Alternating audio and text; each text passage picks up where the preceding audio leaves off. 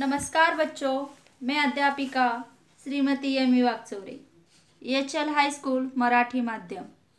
मैं आपको महाराष्ट्र राज्य पाठ्यपुस्तक निर्मित 7वीं कक्षा के हिंदी विषय का वीडियो प्रस्तुत करने वाली हूँ। इस वीडियो के माध्यम से आप अपने अध्ययन क्षमता का विकास कर सकते हैं। आज हम 7वीं कक्षा के हिंदी व्याकरण में आए हुए वचन इस भाग का अध्ययन करेंगे। तो चलिए सुनते हैं वचन की परिभाषा। शब्द के जिस रूप से संज्ञा के एक या एक से अधिक होने का बोध हो उसे वचन कहते हैं। जैसे तितली, तितलियाँ, बिल्ली, बिल्लियाँ, बच्चा, बच्चे। वचन के प्रकार। हिंदी भाषा में वचन 2 प्रकार के होते हैं। पहला एक वचन, दूसरा बहुवचन।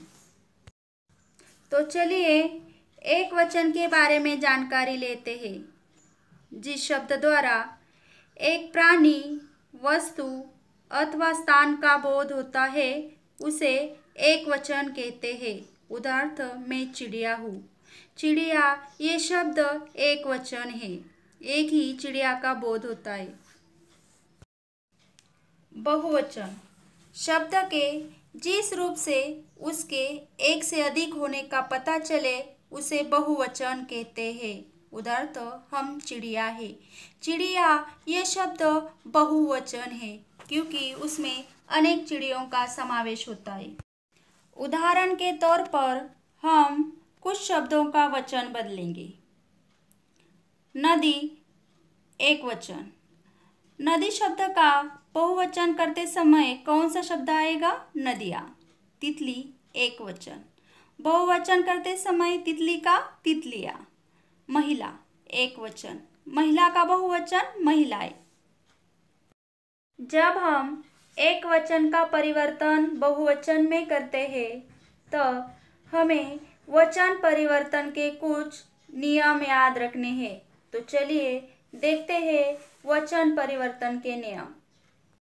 पहला नियम आ को ए में बदल करना।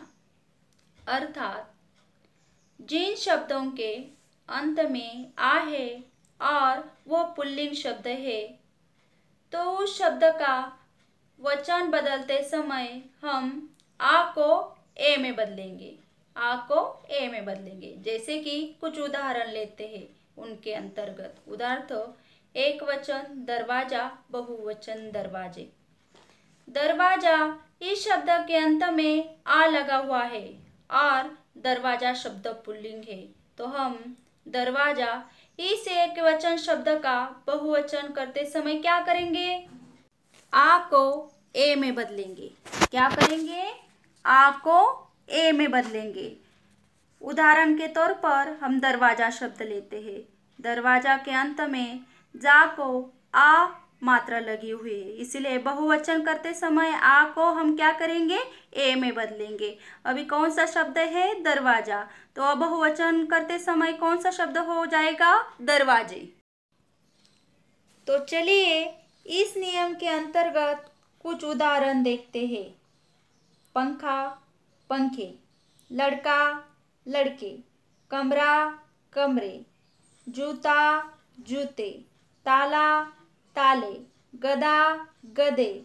घोड़ा, घोड़े। बच्चों, आपने जाना किस प्रकार से हम पुल्लिंग शब्दों के अंत में अर्थात जिन पुल्लिंग शब्द के अंत में आ लगा है उस शब्द के बहुवचन करते समय हम आ का परिवर्तन ए में करते हैं।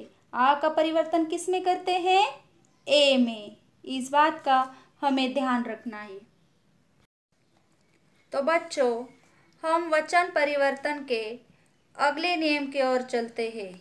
नियम आकारांत शब्द के अंत में ए लगाने से अर्थात जो शब्द आकारांत और स्त्रीलिंगी है उनके अंत में हम ए लगा के उनका वचन परिवर्तन कर सकते हैं। ए के अंतर्गत चंद्र बिंदु भी आती है। उदाहरण माला। माला जो शब्द है वह आकारांत है, यानी आ की मात्रा लगी है और स्त्रीलिंगी है। उनका वचन परिवर्तन करते समय हम आ की जगह ए लगाएंगे, जैसे कि माला मालाएं, घटना घटनाएं, लता लताएं, कक्षा कक्षाएं, कविता कविताएं। इस प्रकार हमने स्त्रीलिंग शब्द के अंत में कौन से स्त्रीलिंग शब्द जो आकारांत है, यानी जिन शब्दों के अंत में आ की मात्रा लगी है, उनको वचन परिवर्तन करते समय हमने आ की जगह ए लगाया है। क्या लगाया है? ए। आ की जगह ए लगाया है। वचन परिवर्तन का अगला नियम इकारांत स्त्रीलिंग संज्ञाओं के लिए। इकारांत शब्द उसे कहते हैं जिसके अंत में दीर्घ ई की मात्रा होती है। ऐसी संज्ञाओं का वचन बदलते समय दीर्घ ई की मात्रा हटाकर या जोड़ देते हैं।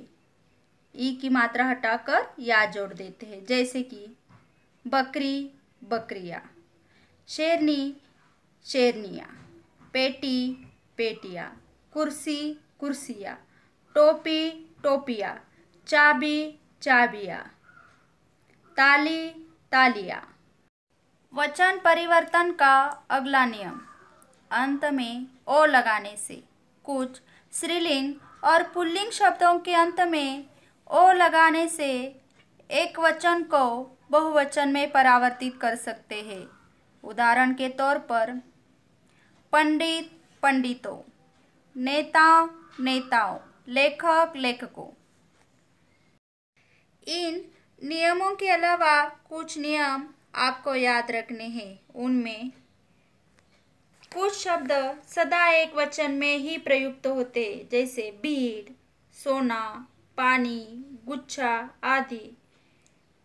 दूसरा, कुछ शब्द सदा बहुवचन में ही प्रयुक्त होते हैं, जैसे दर्शन, आंसू, बाल, हस्ताक्षर आदि। वचन के अनुसार वाक्य बदल जाते हैं, जैसे कि लड़का हंस रहा है, लड़के हंस रहे हैं।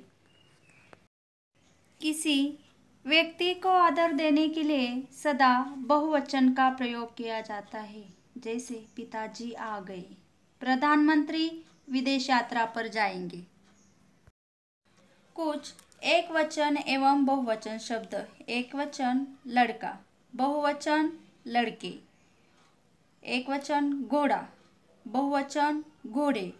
एक वचन दरवाजा, बहुवचन दरवाजे। एक वचन जूता, बहुवचन जूते। एक वचन पत्ता, बहुवचन पत्ते। एक वचन नदी, बहुवचन नदियाँ। एक वचन लड़की, बहुवचन लड़कियाँ। एक वचन नाली, बहुवचन नालियाँ। एक वचन मक्खी, अनेक वचन मक्खियाँ। एक वचन बच्ची, बहुवचन बच्चियाँ। इस प्रकार हमने हिंदी व्याकरण के वचन इस घटक का अध्ययन किया। आशा है कि आपको वचन परिवर्तन के नियम समझ में आए होंगे। अब हम चलते हैं स्वाध्याय की ओर। आपको इस चित्र का निरीक्षण करना है और चित्र देखकर एक वचन या बहुवचन चित्र के नीचे लिखना है। चित्र देखकर एक वचन या बहुवचन लिखो। प्रश्न दूसरा, रंगीन शब्दों के वचन बदलकर वाक्य दोबारा लिखो। क, ताला मेज पर रख दो। ख, मालाएं खरीद कर लाओ। ग, मेरी सहेलियां बैठी है। घ, मुझे भी संतरा दो। ड, चिड़िया दाना चुगती है।